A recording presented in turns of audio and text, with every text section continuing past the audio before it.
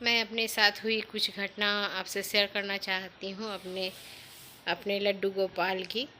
तो साथ साथ चमत्कार हुए मेरे साथ।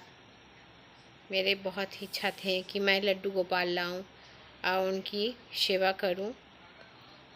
तो हुआ यूं कि मैं एक बार बाज़ार गई थी मार्केट। तो वहाँ पे मुझे लड्डू गोपाल जी मिले। एक दुकान में गई तो उनको देखी कि पैर बंधे हुए थे।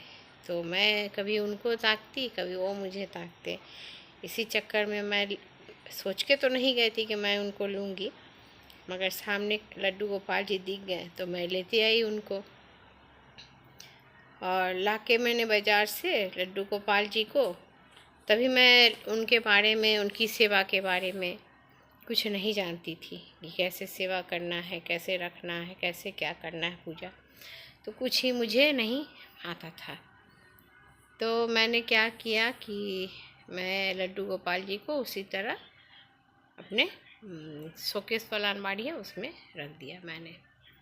अब मैं सुबह मेरे हस्बैंड का फ़ोन आता है कि नेहा नेहा, मैंने एक सपना देखा है।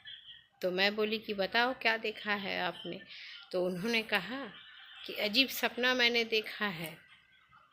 मैं देख रहा था कि एक छोटा बालक, पूरा पानी हरा, पानी नीला समुद्र का, उसमें से एक बालक एकदम गोल्डन ऐसे नहा के निकल रहा है। वो मुझे बोल रहे हैं। तो जब बोल रहे हैं तो मुझे लगा कि अरे, मैं तो लड्डू गोपाल लाई हूँ, उनको तो नहलाई नहीं, कहीं वही सपना तो नहीं दे रहे हैं। और ये बात मैं डर से अपने हस्बैंड को बोली नहीं थी। फिर उसके बाद उन्होंने वो बता रहे थे सब कुछ कि कर्ली उनका बाल था, फिर फेस में क्या चमक, बहुत चमक फेस में। मैं ऐसा बालक देखा हूँ, पता नहीं कैसे क्यों देखा। और मैं ये बात अपने हस्बैंड को बताई नहीं थी कि मैं लड्डू गोपाल लाई हूँ। मैं तो समझ रही हूँ कि मैं नहलाई नहीं सुबह में, इसीलिए लगता है वो सपना दिए हैं उनको। डरे डरे अब मैंने बताया उनको कि एक बात बोलूँ मैं। तो बोले कि हाँ बोलो, क्या बात है। तो मैं बोली कि अरे मैं ना कल लड्डू गोपाल लाई हूँ और उनको मैं नहलाई नहीं, ऐसे ही रख दी थी कि सुबह अब नहा धोआ कर उनको भी नहलाऊँगी, नया वस्त्र वगैरह पहनाऊँगी। तो हस्बैंड तो चुप हो गए, कुछ बोल नहीं रहे हैं। तो बोले, तो मैं बड़ी शिकायत कर रहा था, शायद मैंने उसको नहलाया नहीं, मुझे पता नहीं था कैसे क्या करना है। तो मेरी ननद रखती थी, उनके घर में था, तो मैं सोची कि फ़ोन करके पूछूंगी उनको कि उनकी सेवा कैसे की जाती है। तो उन्होंने बताया कि मैंने वो सपना ऐसा देखे हैं कि लगा उनके सामने सब कुछ सच में हो रहा है। बहुत सुंदर सपना वो बता रहे हैं, बहुत सुंदर सपना मैंने देखा। और वो बालक को आज भी वो बात करते हैं तो इस बात को बताते हैं।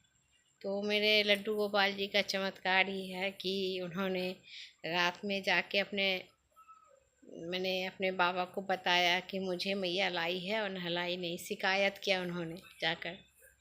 अब मैं उनको निकाल कर फिर नहलाई, नया वस्त्र वगैरह पहना, सजाया सिंगारा।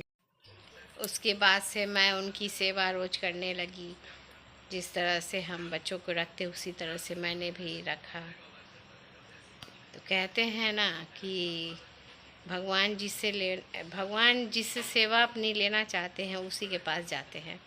मैंने कभी सोचा नहीं था कि लड्डू गोपाल रखूँगी और उनकी सेवा पाऊँगी, मैं पा सकूँगी। मैं इतनी तकदीर वाली हूँ कि उनका सेवा पाई हूँ। और मेरे साथ अभी भी है मेरे लड्डू गोपाल।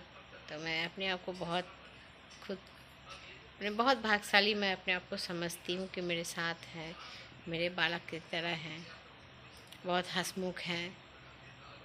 और भी बहुत कहानियाँ हुई है। तो मैं आप सबके साथ जो भी हुआ है चमत्कार मैं ज़रूर शेयर करूँगी, बनाऊँगी, नए नए वीडियोस बनाऊँगी तो उसमें आप जानेंगे कि और भी क्या हुआ है। ये एक चमत्कार है। फिर हस्बैंड आए, उनसे मिले कान्हा जी से। उसके बाद से तो मानो कि कोई भी हम लोग कहीं जाते हैं तो उनसे बोल के आने समय उनको उनका दर्शन करना। वो मेरे घर के मालिक हैं, पहला बात तो वही मेरे घर के सब कुछ है। तो कभी और भी बताऊंगी, कहानियाँ बहुत सारे हैं। तो अच्छा लगे तो जरूर मुझे सब्सक्राइब कीजिए, लाइक कीजिए, कमेंट कीजिए। ये सच्ची घटना है बिल्कुल। और मेरे कान्हा जी बहुत चमत्कारी है, हमेशा ही कुछ ना कुछ नटखट करते हैं और हमेशा ही कुछ ना कुछ चमत्कार उनका होता रहता है। हम लोग हमेशा प्राय ही देखते हैं। जय श्री कृष्ण।